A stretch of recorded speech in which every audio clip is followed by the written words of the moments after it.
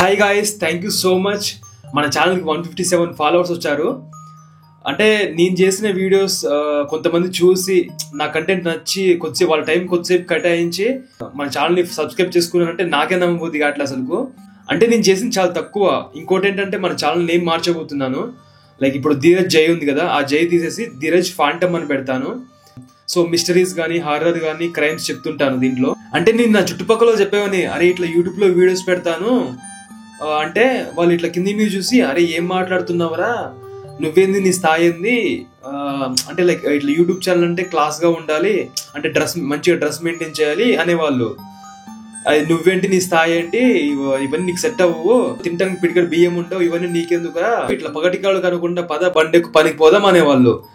అసలు నాకేం అర్థం కాలేదు. అరే నేనేమన్నా ఇప్పుడు అంటే నేను చేయకూడదేమో, అంటే నా స్థాయికి నేను చేయకూడదేమో వీడియోస్ అని అనుకునేవాడిని.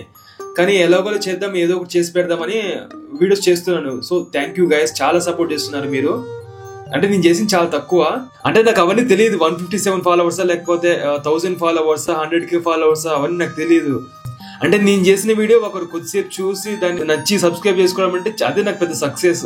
సో థ్యాంక్ యూ గైస్, చాలా సపోర్ట్ చేస్తున్నారు. నాకున్న టైంలో నా బెస్ట్ ఇవ్వడానికి ట్రై చేస్తాను. Thank you so much, love you all, bye bye.